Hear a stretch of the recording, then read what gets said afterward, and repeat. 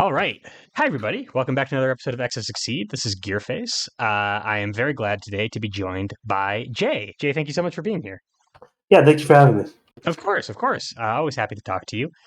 We are going back to the Red Horizon well here to talk about one of Exceed's, I think, certainly one of Exceed's least clothed characters in Eva, but also a character who I understand, has some interesting stories behind her days in competitive play.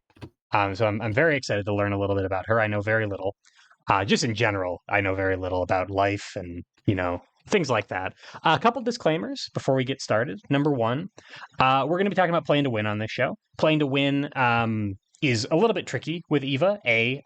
She's been rotated out of the competitive standard. So if you're going to be playing to win with her, that means that you are finding a legacy tournament or just finding ways to, beat up your friends with some cards at the kitchen table or something. Hopefully we can make this applicable to a modern meta, but some of this stuff is going to be kind of a back in the day reminiscence of what Eva used to do. We'll see how we can thread that needle. But all that said, if you don't find the lines of play that we're describing fun, please don't play that way. Play the way that you do find fun, because that's where you'll have the most fun. Number two, strategy tends to be pretty prescriptive as we're talking on this show. You're going to hear Jay say things like "always do this, never do this. This is the correct way to do this." Take all that with a grain of salt. Exceed's not a solved game. I am not an expert. Jay is an expert, but even his opinion is an informed one. This character has been around for a while. We know a lot about the Red Horizon characters and how they play. But even then, develop your own lines. Tell us where we're wrong. Um, yeah, all that said, Jay, tell me a little bit about Eva. Eva is one of these characters where you start looking at her cards, and you maybe start to feel a little bit underwhelmed. Yep. Maybe these numbers don't really jump out at you as being showstoppers or anything. I'm seeing a Uh, one, a two, a yeah, three. I'm getting real excited about this four, and then I got two more ones and a nothing. yeah. So you you definitely have the impression that maybe she's not the best, Yep. but she does have the ability to punch above her weight class. Is how I describe her. Okay. Uh, you got to play her intelligently, and you especially got to play her thinking about your fundamentals. And you can definitely take out some people who think that they're going to beat you with a strong character. Right. Okay. My understanding is, and this is, less germane to a lesson and more just kind of Exceed history, but when Eva came out in Red Horizon, is like bottom four in the game, just like nothing going on. And then didn't she make like a serious run at a really big tournament? She tied for first in one of the years of Gen Con tournaments. Yeah, and like with again one power, two Yeah, power, like she and can she can hang. it, it's not because she's top tier, but she definitely proves she's not bottom tier either. Okay. Like I said, she punches above her weight class. Um, she can't handle absolute monsters like Alice, but she can handle the people who can handle Alice. If that Okay. makes sense. Yeah, no, Yeah. that makes sense. And also, I mean, there's not that many characters who can handle. We're talking, for people who don't know Red Horizon, we're talking about Alice over here, who is a character who is banned from competitive play. Yeah. All right, so Even more so than most season ones banned. right, yeah, she's double banned. Yeah, so Eva's got some stuff. Cool, and also, I mean, we may at some point, because we're going to be mousing over her, frankly, kind of awkward art, and I don't want YouTube to flag this video. So we have alternate art. This is promo art of Eva that we can use, and she's got some kind of metal apparatus on her Exceed side, so we can use this for a while. And I'll do my best not to have this video flagged. But yeah, again, all that aside, Jay, take it away. Sorry for the interlude there. Yeah. So with Eva, the easiest way to start is just look at her character ability. We got this. After you can return one of your continuous boosts to your hand. So short and sweet, pretty simple, and already tells you some interesting things that you can do with her just using normals. Right. So we got light, we got defend, and we got fierce. These are our continuous boosts from our normals. If we have these in play during a strike, and we aren't stunned by the time it comes to our after, then we can pick it back up and put it in our hand. Right. And typically by the time I would be by the time I'm at my after trigger, I've already gotten the value out of these. Like certainly sweep Yeah, and grasp. If I'm at my after trigger, I've already gone. My attack has already gone off, and I've already hit. I already got my value out of them, so yeah, exactly. I can just reuse light over and over again and keep on getting value out of it. Yeah, you can play light every single turn, and it makes the opponent's life very difficult at that point. Okay. Uh, so when she exceeds, this is going to be a Red Horizon exceed. Where you don't really get a kicker. You lose some tempo by doing that, but you do get the separated ability, so you can play 2 continuous boosts on your turn, and you still have the same ability as your front side. You can return one of those to your hand after during the strike. Okay, so I got some action compression on top of it, and that I mean, Yeah. with the quality of these boosts, like again, just talking about normals. Yes, I would love Way of the Warrior Right. uh, out of Grasp and Sweep. That sounds pretty good to me, and then return one at the end of my turn, or Yeah. rather at after. Yeah. So, important thing to note here is that you do have that action compression, but you're also only returning 1 boost. So you don't necessarily want to have 6 boosts down because you're only getting a little bit of extra value from that, Okay, especially on front side. On backside, just put all the boosts down because overwhelming the points with stats is fun. Um, okay, but the main idea with Eva that I'm going to try to emphasize is we want to be making tempo plays. We want to be doing things where we gain some tempo and the opponent loses some tempo, and we kind of eke out slow advantages that average out to us winning the game without necessarily being any kind of showstopper win the game right now type of effects. so we're not necessarily going for like a gigantic payout, despite the fact that we can set up for a pretty big payout pretty quickly with some boosts. Technically, we are going for one giant payout, but that's not our main game plan. That is something that comes as a bonus later on, and I'll show that one specific example when we get there.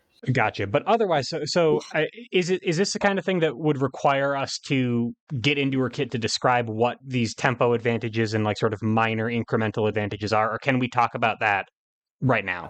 Actually, yeah, we should get into her kit, especially her boost kit, because that's Okay. what's going to tell us a lot about what she does. Okay, sure. Before we do Uh, that, really quick. So for her character ability in her exceed mode, 3 gauge, pretty strong ability on backside. Am I hmm. exceeding every game, or am I trying to exceed every game? Probably, yeah. Okay, You don't really have a whole lot of uses for gauge other than change cards action, movement action. right. So getting 3 gauge isn't usually a problem, and even the small tempo loss is worth it to get that powerful ability. So Okay, got it. And then afterward, I'm just I'm myself but better, and I'm able to snowball faster. yeah, yeah. Okay, Being on Exceed side lets you set up a few good game ending plays. So that's always nice to have. okay, sounds good. Yeah, let's get into the kit then. Tell me about this stuff. All right, so just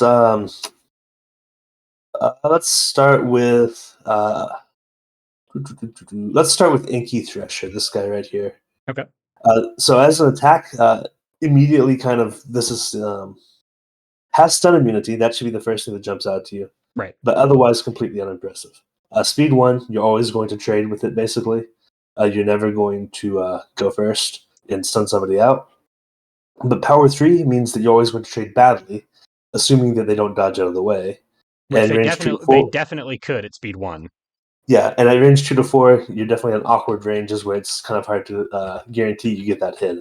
Right. So it is an awkward card that does serve a valuable purpose by being stun immune. It means that you can guarantee that trade as long as they don't dodge.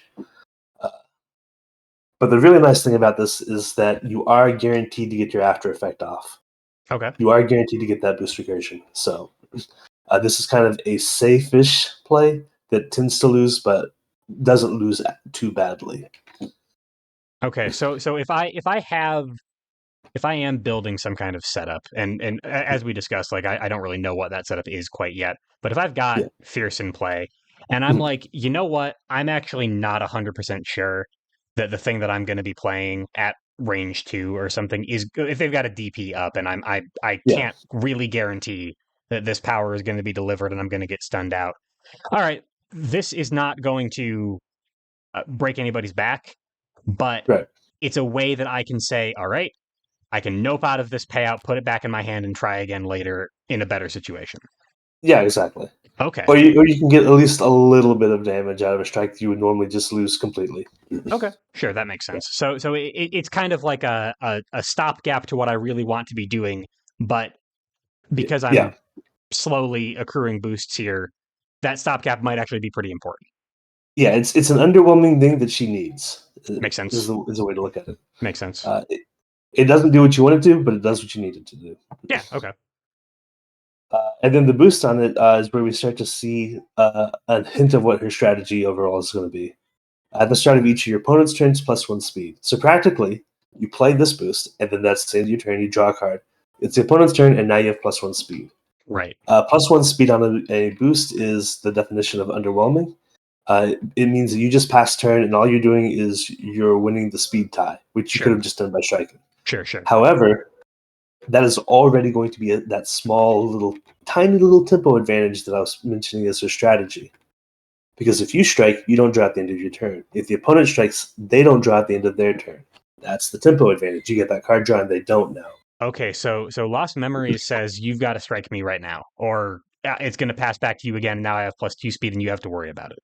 It certainly makes the opponent want to strike more than they would have, yeah. Okay. Okay. Because they pass turn back to you, you put something else down, and this becomes a +2 speed, and now it's actually respectable and Right. dangerous enough that they have to actually play around it. Right. That's that little tempo advantage that we were thinking about. It's not scary on its own, but you're not necessarily going to win by playing one big thing on its own. You're going to win by making lots of small decisions that work in your favor. These little incremental things, and I mean Yeah. the size of the incremental thing that you just described is I have one more card in my hand than my opponent does. Oh yeah, and in fact, you get to recur this boost maybe as well. So then you can just keep doing that over and over again. You can keep doing that over and again, and sort of very very slowly build up that advantage state. Okay, Yeah. I get you. And so Lost Memories, they pass it back to me. Now I have +1 speed on my turn, and I have control. I can put down another boost. I can do something else, and then pass it back to them. And now the pressure is a little bit heavier on them because now it is +2. But I don't Right. get the ability to have that +2 speed unless they. I'm sorry, have that +2 speed on my terms unless they pass the turn back to me twice. Correct? Right. Yep. Okay. Okay. And then, of course, it goes up to a cap of +3. So why not just keep building that advantage until they finally call your bluff? Right. And once you're at +3 speed, it doesn't matter whose turn it is because that's a very strong effect by itself. Sure. Right. That is very very strong. Okay. So that's the idea. Is I'm pressuring my opponent to do something that they don't particularly want to do, but the pressure is coming kind of like at a very slow trickle. Yeah. Okay. Yeah, it's very much win by a win without even letting the opponent know that you're winning, right? They strike Okay. on that next turn, and they don't think of that as them losing. They think of it as diffusing a threat and maybe getting some value because they got to choose the conditions they struck under. Right. But you're thinking they aren't going to win these strikes on average, or they aren't going to win by very much on average. And at the same time, I'm building up resources. Okay. Okay. I get that. All right, let's look at Plasma Barrage for our second one. This attack is, again, it's underwhelming, but it's actually pretty good.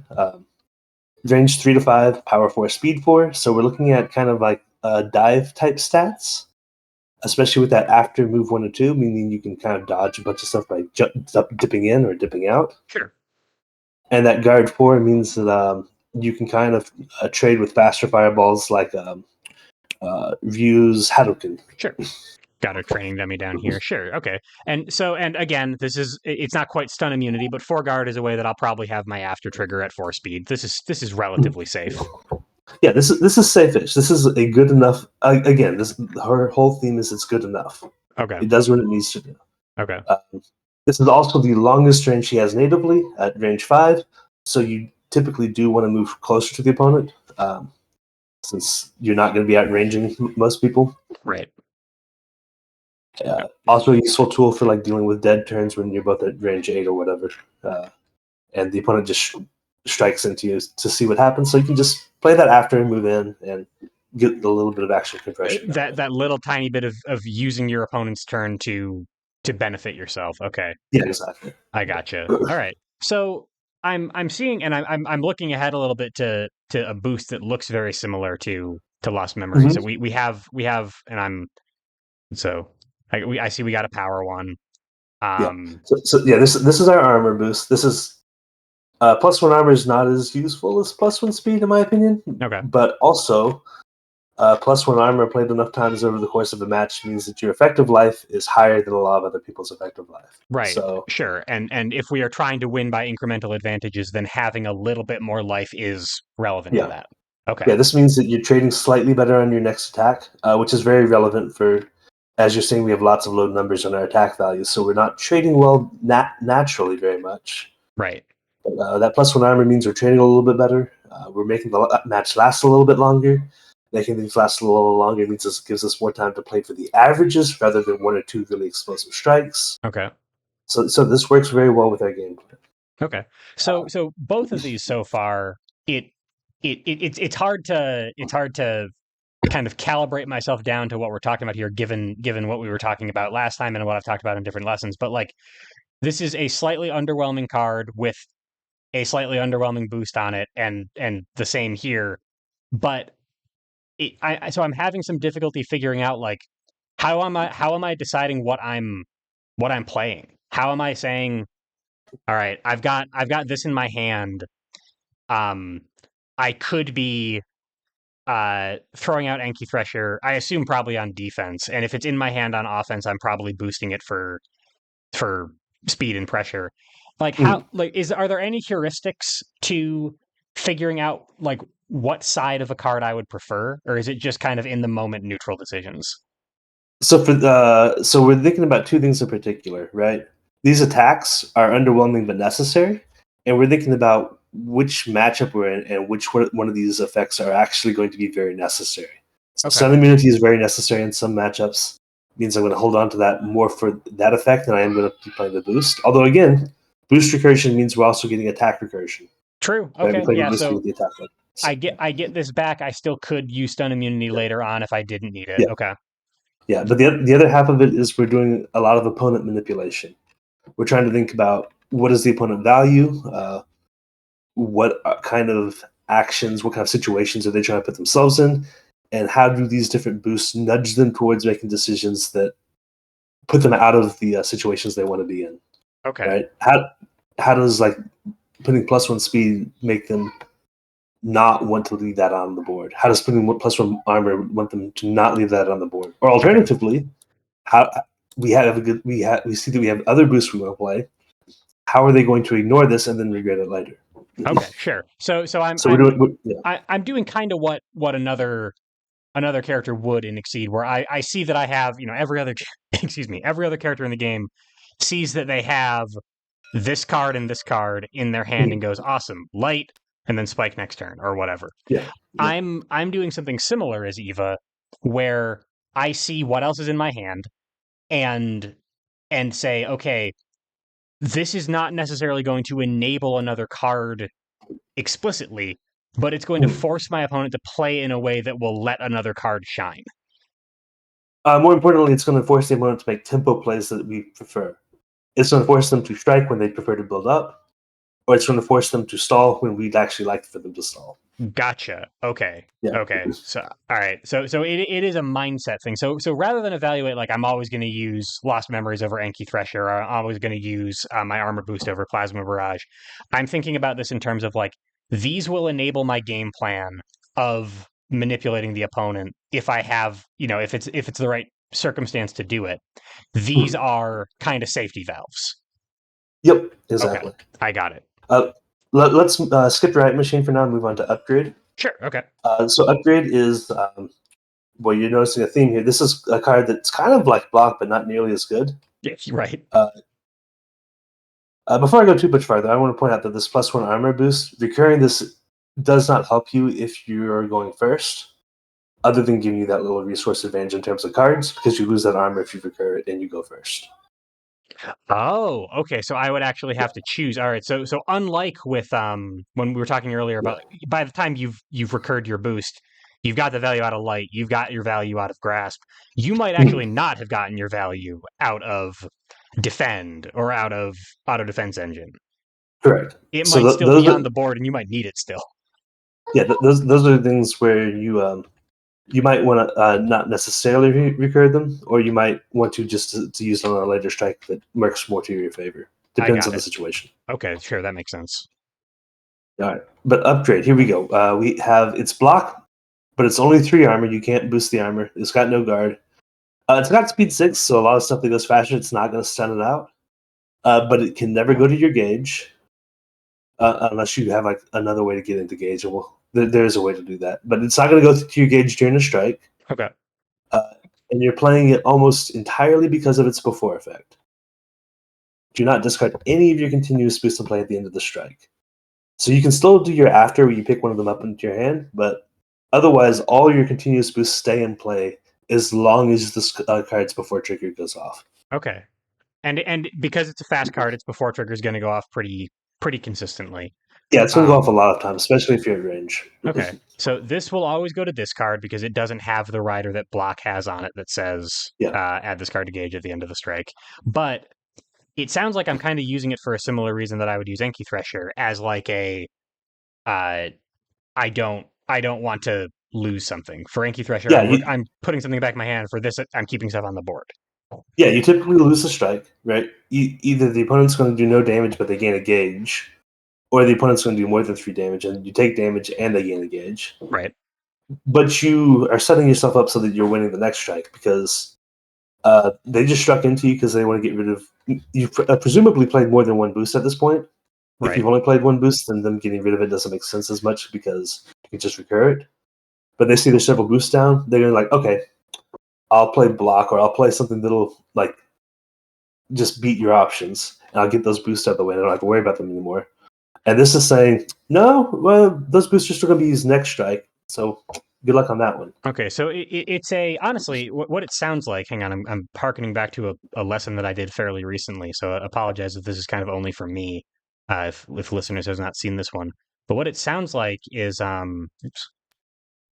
King Knight thing that Snake was telling me about. That he's got this ultra that has a similar. It's just armor and a way to lose a strike not that hard without um without losing the setup that you've been creating, right?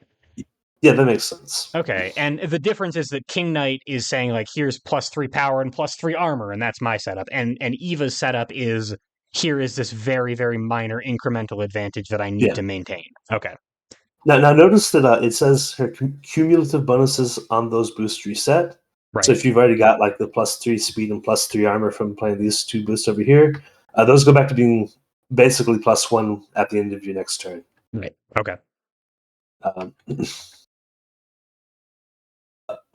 her boost on this card is continuing of the theme we've already seen. This is her +1 power incremental boost. This is also her way of saying, I'm not going to lose the next strike quite as badly as I normally would have, or maybe I can actually start to threaten stuff if you let this thing build. +3 power pairs very well with plus any amount of speed, so this becomes a threat if opponents just leave it out there. okay, And this is kind of a very fat, maybe even more so than the plus speed, is a way of saying, please strike now. That way I can gain my little tempo advantage, and I either win the strike because I have a better situation than you do, or I don't lose it that badly at least. right. All right, so mandatory upgrades is a threat. It's in the same honestly in the same way that like uh, Fierce is a Mhm. boost that I put down typically when I'm already in a pretty advantaged position. When I'm saying Yeah, yeah. this is not going to help me win this next strike. It's going to make my next strike stronger. And the way I like to think of it is, yeah, it's like fierce in the sense that I'm in an advantaged position and I can capitalize off of it. Right. I also like to play it when the opponent doesn't think I'm in an advantaged position, right? Because then they have to do the mind game thing where they're saying, maybe Eva's got some EX attack in hand that actually makes this a really advantaged position when it doesn't look like it, and I Right. have to strike it now. Or maybe they're thinking, oh, it's safe for me to strike into this. I can just get some damage and uh, make her regret doing that. Right. And both of those cases can just put the opponent into a situation where they're not necessarily making the clearest decisions. Okay. Yeah. Okay, that makes sense. Now that we've talked about each of the sort of incremental upgrade boosts, um, in terms of like how they're played and in terms of how they actually occur in like a real game state, should I basically be considering like is Lost Memories most of the time just worse light on a card that is less valuable than sweep? Because Yeah, I yeah. guess another way of asking is how frequently is this actually getting up to +2 or +3? Or is it really that the threat of it getting up to +2 or +3 is the forcing play? Yeah, and here this is a big deal with Eva, is we're really playing against the opponent, right? We're not necessarily playing our deck, we're playing our opponent. Okay. If our opponent is like most people, they're not going to let those bonuses build. So this is a quote unquote weaker light. Oh, okay. So if I put down light and I'm sorry to keep interrupting you. I'm just figuring stuff out as we go here. If I put down light and I pass a turn to my opponent, light's not getting any worse, right? If they Right. don't do something about it, they prep or something. Yeah, I might put down another booster. I might pay out with a big scary strike or something. But light Mhm. doesn't get bigger if they leave it, and this does. And that actually Right. does have like an actual value, not like a numerical value. Yeah. Okay. Yeah. Like I said, most opponents see that these things grow and they say that means I need to stop it from growing. I need to strike. Okay. And so that's actually part of your game plan. If that's what your opponent's tendency is, then you're playing this when you want to bait them into striking. Okay. And as Eva, you want them to bait them into striking because that's tempo advantage, and that is your entire game plan. Got it. Okay. This is going to really turn around if the opponent has some serious action compression and they don't care about that tempo advantage anymore. But for a lot of characters, it's about the tempo advantage. Got it. Okay. I got you. I got Yep. you. Sorry. So So that's our three, and so far these have been like very utility specials. None of these are backbreakers, and with boosts that are pushing our game plan. yep. And as we Okay. go to special number 4, it's again we have a utility special. Okay. This is your basic Dragon Punch special. This is your range 2, speed 7. Punch out cross before it goes off type of thing. Right. Right. Only 1 power, which is again pretty underwhelming for the type of attack this is. We're used to seeing like 2, 3, even 4 power in a lot of Dragon Punches. Yep. This is just 1. Old This will old lose. old Ryu down here has a 4, so this is well below its weight class. Yeah, this will lose to EX attacks. You can EX it, and it'll still lose to EX attacks. It's not doing much, Right. but it is serving that important purpose of being that fast, close range thing that you need in your kit sometimes. And then when you see that hit effect, well, there's the utility side of it again, right? Right. You see, you can keep one of your continuous boosts in play. So you recur 1 boost, you keep another boost in play. That means your 2 boost setup is pretty much preserved at that point. Okay. Again, this is assuming you're playing on defense, because a lot of my strategies so far I've been talking about trying to force the opponent into striking. You get a lot of benefits by playing on defense because it's your turn next and you get to place down that boost that you just recurred. Right. Okay. So this is something that I probably am playing with 2 boosts active, right? Like Yeah, I want two, to be two able to boosts. recur 1 and also sustain another. Yeah, 2 boost, or even 1 boost if you just don't want to bother with playing that boost again on your next turn. You want to play something else as well. Oh, sure, because the resource cost is awesome. I get to recur the thing, but if we're talking tempo advantage, playing the same boost over and over again is ceding tempo back to my opponent. Keeping something on the A field little bit, yeah. is actually better. Yeah, exactly. Got it. Okay. And then we see our boost. This is one our first non-recurring, non-cumulative boost. Right. This is our plus 0 to 1 range, and we need this because we have awkward ranges. We have the 2 to 4. We have 3 to 5. We have nothing that hits at range 6, 7, or 8. So we definitely want that plus 0 to 1. Okay. That makes our crosses stronger. Which is already strong, but makes our spikes pretty threatening at range 4, etc., etc. Sure. Yeah. I mean, a lot of what I'm seeing here is that a lot of these things look like they'd be quite strong when paired with normals. I mean, I know that bonus range in particular means that you get to play the range 3 mix up of these 4 cards at range 4, where their like traditional counters aren't live anymore. So that helps these a lot. Yeah, side effect of having so many cards where the attack is situational, but the boosts are generally decent, is that you are playing a lot towards your normals on strikes. Okay. You definitely want to think about Eva is a normals character. Got it. Sure. And it seems like I mean, all right. So like it, the the bonus speed from from Lost Memories is not going to enable one of these to be a payout option. But I have the Right. same damage values as everybody else over here, and some of them are quite high. Yeah, exactly. Okay.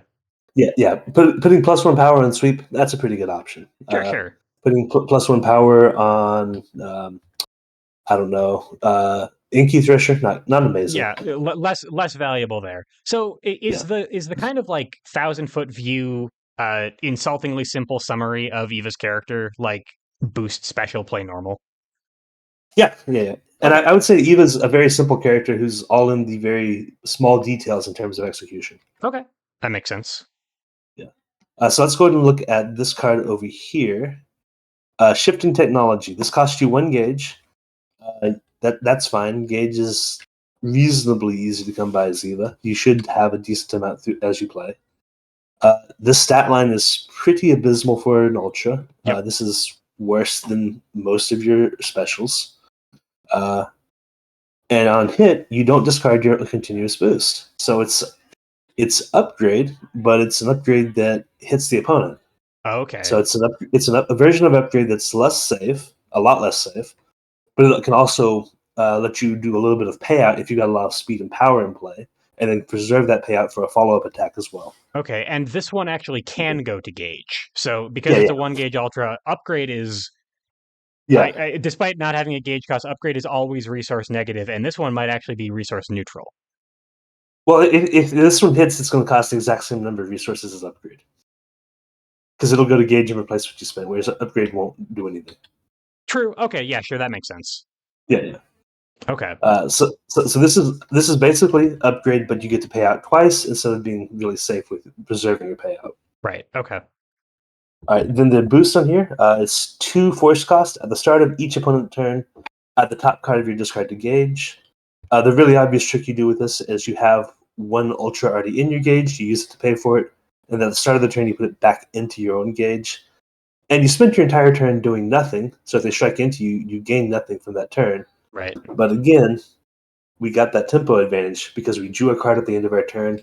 And if they strike, they don't draw a card. Okay. So it seems like we are just giving them the turn and not doing anything with ours. But in fact, we're getting these very small advantages that let us win on average. So like our average strike value should be higher than theirs if this strategy plays out as I'm describing it. Okay. All right. Yeah. I understand what you're saying. It's just an adjustment to how I'm thinking about the game. Yeah. Because like in my head, a tempo advantage involves like pressuring your opponent to to me a tempo advantage is killing your opponent before they can do something about it, right? And what you're saying about Eva is the tempo advantage is making them be more proactive than they want to be.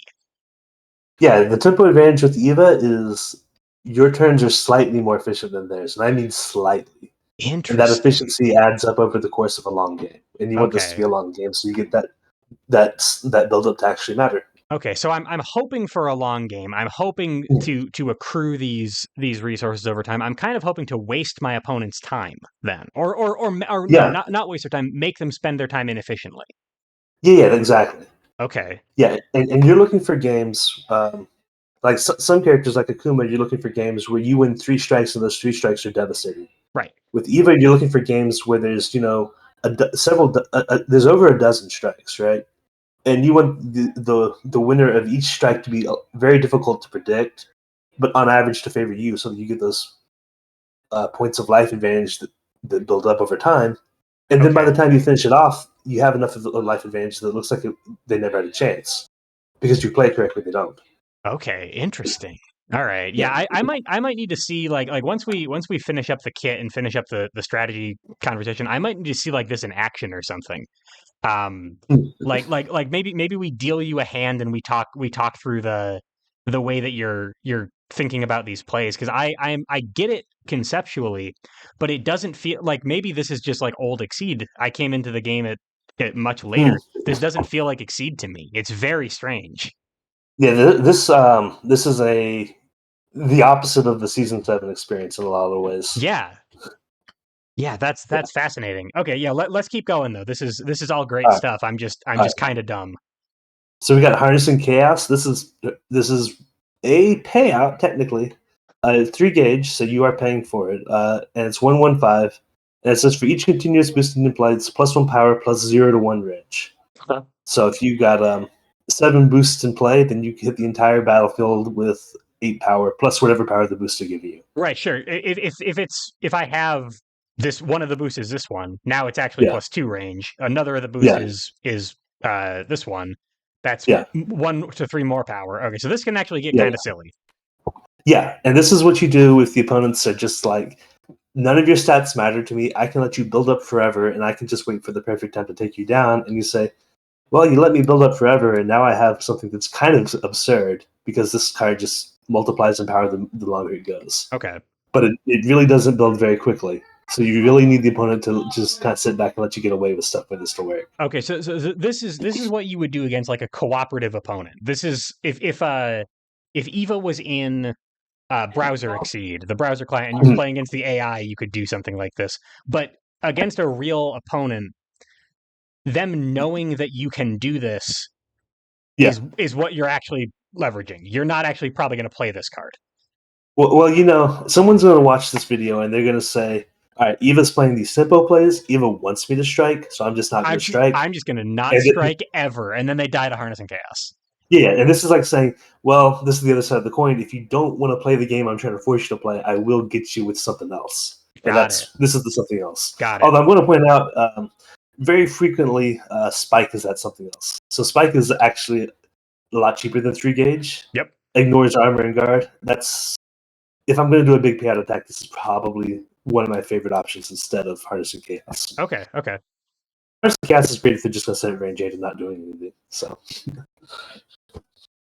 Yeah. So and against the thing that you're describing, where I'm putting this in play, sitting at range 8 sounds awesome because I can probably use my resources pretty efficiently against Eva. Oh wait, no. Now I've taken 400 damage.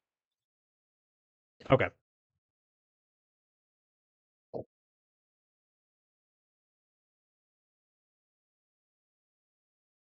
A card and then I'm drawing a card. It's change card 0 for all intents and purposes. Right. It's very similar to this to the Liberation boost where I'm gaining a gauge at the start of my opponent's turns. It's going to have the same interactions where it's kind of putting pressure on them to strike, and I get that little tempo advantage. The big differences between these two is extra gauge is fantastic if I'm trying to exceed, or if I'm trying to build up to have Harnessing Chaos become a threat. And extra cards is fantastic if I'm trying to dig for more boost, which I'm going to be doing quite a lot. Okay. So does that imply then that I'm kind of taking like universal game actions like the change cards action pretty frequently? You won't take the actually you can take change cards action somewhat, yeah, because you can pay for that with gauge. Okay, but I'm not paying from hand though when I do it. Depends which season we're talking about. Because if we're talking about season 1, you have a lot of normals in hand. That's what you're striking with. Reading is very scary for Eva. Reading okay. Scary. Not least because all this boost setup and boost recursion means you're going to end up with stuff like sweep and grasp in hand, and they're going to know about it. And those are particularly exploitable normals. You got a spike. Yep. They eat sweeps for breakfast. If you're anywhere but range 1, grasp is a problem. Yep. Okay. But you notice, notice so far, I skipped one of Eva's cards when I was going through her. Yeah. Yeah, we got Riot Machine. Riot Machine. So I've shown you all 6 of Eva's specials, including the specials that cost gauge. And this is Eva's 0 gauge ultra. Okay.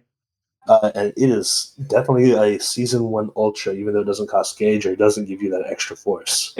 Can you, for a second, can you explain to the viewer at home what you mean by a Season 1? I've heard these referred to as big dumb ultras. Yeah, so Season 1, the Ultra design, and this is not an Ultra, I'm being sarcastic when I say that, but Sure. in Season 1, the Ultra design is very much put all the stats onto this one card, make it cost a huge chunk of gauge, and when you play it, you win the game. You win the game. That's the game design philosophy of Season 1 Ultras, basically. Who has a good big dumb ultra? I know Go Maylene has pull one. out Marathi. Go pull out Marathi Oh for yeah, like. Shadow of Death. Yeah. Okay, no, I get you. Yeah, so here's again Exceed history lesson for folks. Like we're talking about where is she at? Oh, I passed over it twice. Like here's above curve 15 damage. Yep. Like that's that wins you the game. It just does a lot of damage very quickly, and it's like that's the whole point of the Ultra. So in Eva's deck, her ultras are utility, and her actual ultra her actual power is going to be in Riot Machine. Okay. Before, +2 power for each continuous boost you have in play. This scales very quickly. If you have 4 boost in play, that's a power 9 speed 5 at range 1 to 2. Right. And those are probably going to involve speed and power on those boosts. So this is going to be like more closer to power 11, speed 7. Right. And there's nobody stopping that. Nobody's going to deal with that. That's absurd. So this is your big payout in case people want to just stall forever. Okay, so I'm actually using it in a similar way to how I would use Harness and Chaos, but is it just that it's cheaper? Significantly better. Okay. It's just because it scales so much faster, right? You only need four boosts before this becomes backbreaking, basically. Okay, and with my Exceed and 4 boosts to me as a more kind of modern Exceed player, 4 boosts to me sounds insane, right? Four boosts in Season 7 is not possible. Yeah, yeah, and in unless I've got a lot of stuff to cancel with or something. Yeah, but I've got an Exceed ability that says I can play up to 2 continuous boosts. Yep. I have lots of ways to recur and maintain an engine to keep those boosts in play. So all your specials and ultras are continuous boosts. So sure, I got lots of options to put it down to pump it up, and also I have ways in upgrade and shifting technology to keep them online long enough to keep Riot Machine threatening. Yeah. Is this actually like my game-winning card? Yes, but no. All right, so you have two game-winning cards, right? Okay. You have Light on Sweep because just +2 speed every single turn's broken. Yep. And you have Riot Machine for that big payout delivery. Okay. And the thing I'm going to tell you right now is these two options. This loses to tech, right? The opponent attacks that you don't have +2 speed every turn. Yep. This loses to block. Or either side of block, right? Block or parry. Yeah, block is safer, but yeah, this also loses to parry. Okay. So the opponent is smart. They put time and effort into making sure that your lights get teched and your Riot Machines get blocked, and those do not deliver their payout if that's done efficiently by the opponent. Okay. So the whole idea is that if the opponent is putting all their effort into stopping Riot Machine and Sweep, then you win through tempo plays, right? Because they're putting time and effort into that, while you're putting time and effort into making their turns less efficient, and that's going to work in your favor quite a bit. Oh, okay, all right. So I think that's the missing piece for me. Then I think I get it, because this whole time you were talking, I was like, the threat of letting Eva build up and do her thing, looking at her cards, is not enough for me, Eva's opponent, to actually, even with Harness and Chaos, that is not enough for me to actually try to stop her or just to do anything but run my own game plan and just kill her with numbers. If I have Riot Machine in my mind, that is actually scary enough that I'm going to say, like, oh, hold on, let's actually deal with this setup that she's making. I got to strike into her. I have to actually get rid of these boosts. Now I'm playing Eva's game. Now she's going to Death of 1,000 Cuts me. Exactly. And it sounds like that's also why your preferred payout option is Spike, because that's going to deal with their blocks and their blocks that they would be throwing at Riot Machine. Yeah, Spike is fantastic. Spike is definitely where you get like +3 speed on the board, and this works for every character. But again, Eva's the character who does stuff that anyone else could do, and you're just looking for these little incremental advantages that make it a win rather than a draw or a loss. Okay. Yeah. You want to get Eva on her flip side, that because that means you're building up those boosts faster. That means you're threatening Riot Machine. You want to have a good stock of gauge so you can change cards more when you need them. Just small things that work out for you. Okay. Then, of course, we have the boost on Riot Machine. Obviously, you don't necessarily want to play this because the attack is so good, but it is a very good boost too. So you do have to watch it. Choose a continuous boost and play. It's now yours instead of the person who played it. Interesting. So it's just a boost steal. Yeah, this is also a massive tempo advantage because the opponent puts down, say, an ultra boost that gives them +4 speed and it costs them force to play it. Right. And then you say, well, it's mine now, so you lose 4 speed and I gain 4 speed. There's not very many plays that someone can do to counter that without, tech or whatever. Right. And we both spent a turn doing that, but I can play 2 boosts on my turn. And you can only play 1 on your turn. And no. Sorry. That's not correct. You can play 2 continuous boosts, and Revoke is not a continuous boost. This is an instant boost. Okay. Yep. Okay. Oh, and it's a boost. So I can't do an instant boost and a continuous boost. If I'm doing an instant boost, I'm not using this ability at all. Correct. Interesting. Okay. So the tempo advantage isn't from that. It's that they spent resources for nothing. They spent resources to give me resources, basically. Yeah, exactly. Okay, and the reason that I wouldn't play this is because Riot Machine is my threat. Yeah. Okay. You want to play this if the opponent has some big dumb boost that's kind of expensive for them to use, but it's also really beneficial for both of you because just switching it from them to you is good. Yeah. +4 speed is fantastic. Like +4 power is fantastic. +2 speed, +2 power, whatever. Just any big dumb boost that you're used to that you really want. Sure, and in the landscape of, again, if people are more used to later Exceed, where it's like I can think of like maybe 2 characters in all of Season 7 who have a +2 anything boost. It's just not common. Like back in the day, we got Sagat with Swift Destruction. We got +4 speed on deck. Like numbers were bigger and games were slower in old Exceed. Absolutely. Yeah. Okay. So that's the kit, and we've got a mindset to work towards. And the line of play sounds like I am at the start of the game. I'm building gauge in order to exceed, and I'm making these little forcing plays to get my opponent into situations that they're uncomfortable with, because if they don't, this will kill them. Yep, that's exactly it. Okay, and then the outcome of those forcing plays is that they are using their resources in a suboptimal way.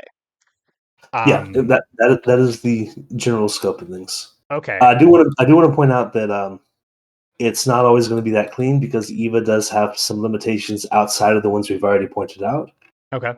The first thing is she's not very mobile. She has her move action, she has her normal boosts that move her, and she has this card that moves her. And otherwise, she's pretty stationary. Okay. So opponents that can do things that let them move and gain some other benefit, those tend to be a little bit scary, and that's a lot of opponents. Definitely, so yeah. Those are the options you have to really be aware of and play around when you're making your game plan. What it sounds like is she's a character who, how do I put this? So boosting in Exceed is frequently, especially at the time, is frequently a big part of neutral, right? Like boosting is I mean, in terms of how we define neutral in Exceed, it's frequently through the normal boosts. So she has very strong neutral, as long as we're talking about pressuring with stats and pressuring with boosts. But she doesn't really have much in the way of card draw. She doesn't really have much in the way of movement. So in other ways, her neutral is actually quite lacking. Yeah, I actually think your card draw is fine because, again, the opponent's going to be striking more than you are, and that's where your card draw is actually coming from. Okay, so and because I'm so on my turn, on a given like average everyday Eva turn, what I'm probably doing is boosting. Yes. or changing cards. Like it sounds like I'm kind of doing anything but striking. Yeah, you don't want to strike unless it's going to pay out big enough and it's not going to be a trade. And the big reason you don't want to strike is because when you recur that card, you're holding on to it and not doing anything with it while it's the opponent's turn, and you don't have anything on the field at that moment, so you're kind of in a bad position. Oh, okay. So I put down a boost earlier, and we did a little bit of pass turn back and forth, and I'm like, awesome. I have a payout. I strike. I used my boost. It's gone now, and my Mm, opponent is under zero pressure. exactly. Interesting. Okay, so and that is another benefit of my upgrade of my even just gaining advantage off of assault or something to to keep the to keep the board a little bit just a little bit stacked against them. Yeah, exactly. Okay, so You do not want an empty board and the opponent's turn. That's okay. usually going to be bad for you. Okay, so always have a boost down. Um always be Yeah, pressuring them to strike even me. if it's a silly little boost that doesn't give you stats like this draw at the start of the opponent's turn, like having a boost down is usually going to work out better for you than Okay. not having one. Okay. Are there any particular combos of cards that I should be looking at as being like, okay, I have assault and dive or something in my hand. Mhm. Am I basically just building the threats that I would want to be playing if it was light instead of lost memories? But, and using the cards in my hand to like if they let me, I would love to play +2 speed, +3 speed, spike or Mhm. dive. Yeah. And that's how I'm deciding my payouts. It's just that I'm not really expecting to get the payouts. I'm expecting to force my opponent into dealing with them. Well, combo wise, you always want to have light down. Like that's your ideal setup is to draw a copy of sweep and just play light every single turn of the game. Okay. And uh, really hard to see how a lot of characters can deal with that other than just teching it. Right. Okay. And I, Yeah. I guess we talked about that so quickly at the start of the lesson that I've been looking at these cards so long that it Mhm. it actually like I legitimately forgot that just literally just being able to recur light Yep. is, as you said, it's that's kind of busted. That's Yep. actually incredibly strong. Okay, cool. So my setup is actually just like cool. I'm good to go.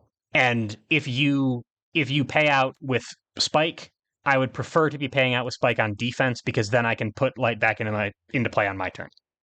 Yeah, I mean, I prefer to pay out with Spike when I have light plus something else backing it So up. But yeah, yeah, a bunch more things, but whatever I'm paying out with, light is enabling me to be scary with it. So I assume I'm just mulling as hard as I can for a copy of Sweep, and yeah. then other stuff. Light is also enabling its own recursion because if you go first, that means you're not going to be stunned out of your after effect. Right. Okay. So having that after lets me incentivizes me to play fast and safe, and fast is light gives me fast. Okay, Mm-hmm. I got that. What a weird mindset for a character. Like you're doing a frankly incredible job of explaining this because even I am understanding it. Um, so well, I guess first of all, are there any other like sort of strategic considerations or notes that you want to go over for how Eva works, or is that pretty much the game plan? Yeah, I just want to reiterate: go for tempo moves. Assume that your opponent is going, if they know what they're doing, is going to make the better choice. So if it's better for them to not strike, assume they won't strike. And so when you're making your tempo moves, play stuff that will be good for you, even if they don't strike. Um, Sure. be aware of spacing, especially if the opponent likes long range. Then that means you probably need to hover around the center of the board. If the opponent is very mobile, you need to be aware of how to get that mobility and keep keep a hand that can respond to stuff like that. Uh, and need to be aware that you're not necessarily going to win boost wars with characters that have really high boost quality. Which again, modern exceed booster about action compression, and Right. that's really bad for you. But I can't really say anything more about that. Right. But an older exceed, having +3 power on a boost is nothing special. And so if you're up against a character like Ulrich who has lots of that, uh, just because I'm a boost character doesn't mean that I want to play a lot of boost because the opponent's also going to play a lot of boost, right? Right. Sure. Okay. So I want to create situations where one boost is enough to get the action going.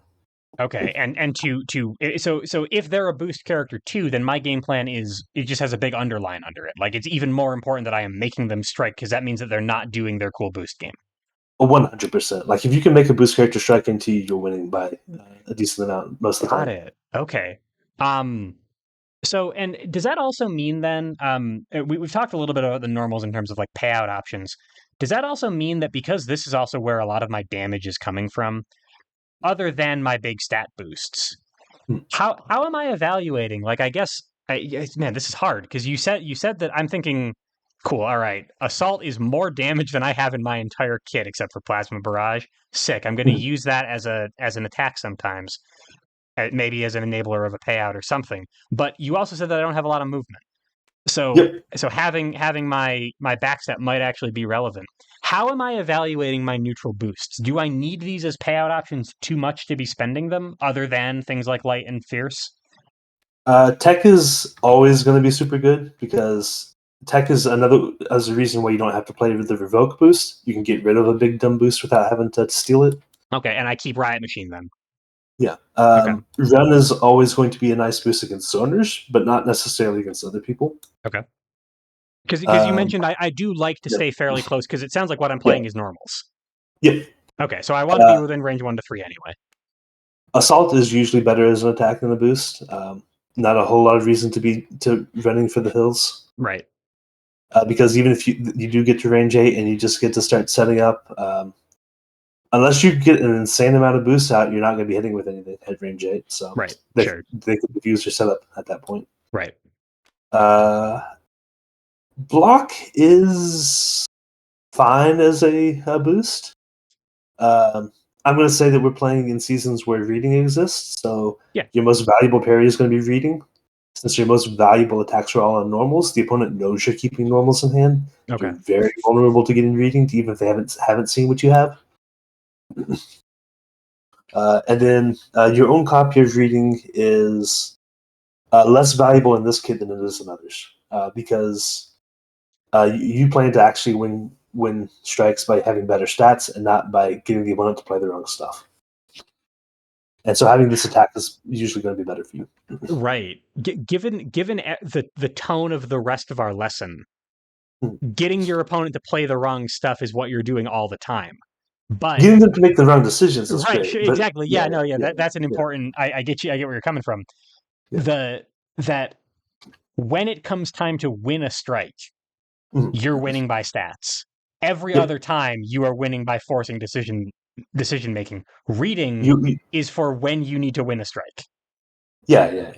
Interesting. You're winning by averages, right? You're not even winning by stats because you're going to play strikes where you know they can beat you, and they might, but they're only going to beat you by a few damage, and then you do that enough times, and you win some, they win some, but you win more on average. You win more on average because you're doing like 1 or 2 points more over time with your slightly boosted normals. You're half the strikes you're either winning outright or you're winning by points, and the other half of the strikes they're winning outright or they're winning by points, but you're still on average winning by more points than they are. Right. So I guess one of my questions then is like, this is less about Eva as a character and how to win with her, but this is as you can probably tell by the tone of my voice, both Jay and viewers at home. This is I've played a decent amount of Exceed. I've had a lot of lessons on characters. This is the first time I have come across this concept at all. Is this a transferable skill? Should I be thinking about other characters in terms of this kind of mindset, or is this like very, very specifically tuned to how Eva wins games? This is something that I thought about and trying to make sense of the Eva's kit, and it works very well with her. But you will find that this skill is very applicable to a lot of playstyles with any characters from season 1 and 2 to a large degree. Okay. Very defensive playstyles where you're forcing the opponent to either pass a turn back to you by striking, or you're just getting better tempo plays when you're not striking, when nobody's striking. Right? That is a mindset that works extremely well with a lot of season 1 and 2 characters. Okay. All right. And that might be why I'm not super used to it, because when I came into Exceed, Undernight had just come out, and the oldest season that I felt safe trying was Street Fighter. So all Yeah. these characters back here are kind of here be dragons for me. Mhm. So that makes sense. But all right. So when I'm going into other lessons of these characters, maybe when we talk again about other Red Horizon characters, this is the kind of thing that I will maybe get some more experience with. Um, okay. Any other strategic notes about Eva, or should we move on to a couple last questions, then wrapping it up? So what are your last questions going to be? So one of them was going to be on counterplay. And Mhm. then I do want to know, like, if you did time warp Eva forward into a modern metagame, can she hang? Um, it sounds like from what I'm hearing, it sounds like no. Um, but mostly it's the counterplay thing. Yeah, so counterplay is movement and range are very good against her. If you have stuff that just flat out outranges her, that's kind of an advantage you can use to deal with a lot of her shenanigans. And if you have easy ways to get movement and strike or move within a strike, uh, she might not necessarily have good options to deal with that.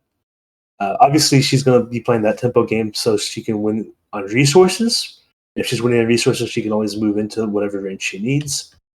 But anytime she spends moving, it's a turn she's not spending boosting, which is again that's not too bad for you. Right. Uh, the other counterplay, which is going to tie into your next question, is action compression is pretty good, right? You Right. get to do a thing and you get to do another thing, and that makes up for these little tiny like +1 speed bonus she has. It's like, okay, you get +1 speed, but I get +1 speed at strike, Right. so that your +1 speed doesn't do anything. Yeah, I mean, one of the things that makes Eva a force in the first place is that she has action compression Mhm. on her exceed mode. So even she is not it is not a foreign concept to her. But if my Yeah, opponent is a Guilty Gear character and can say like, all right, sick, I got 3 gauge, +2 power, +1 speed, move 2, now strike. That's yeah, hard to make a setup to deal with. yeah. That's hard. It's unpredictable. It's explosive, and being explosive is the opposite of what Eva wants the game to be like. So, yeah. Okay. For can she hang with later seasons? Season 2 has a lot of monsters in it who can kind of do her shtick but do it better. So she can technically. It's just going to be rough. Season 3 is going to be the philosophy of just be normals man works pretty well in season 3. So that's probably okay with her. I haven't tried it, but it's probably okay. Okay. And then when we get towards season 5 and 7, I don't know anything about season 6, so I can't say about that. Sure, of But course. yeah, 5 and 7, I think you start to have enough action compression. You have enough advantage chaining where just getting into a bad position and getting beat up on starts to look really bad for you. So I think Right. it's a lot less competitive at that point. Okay. All right, that makes sense. And obviously this is theory crafting, right? Like I mean Yeah. Eva, I believe Red Horizon was not in competitive rotation incredibly long. The most storied Exceed metagame that I'm familiar with is seasons 2 through 5. So all of this stuff is kind of us guessing a little Yeah, bit here, but so yeah, it sounds like she loses viability pretty quickly in later seasons. yeah. And a lot of it's going to be matchup dependent.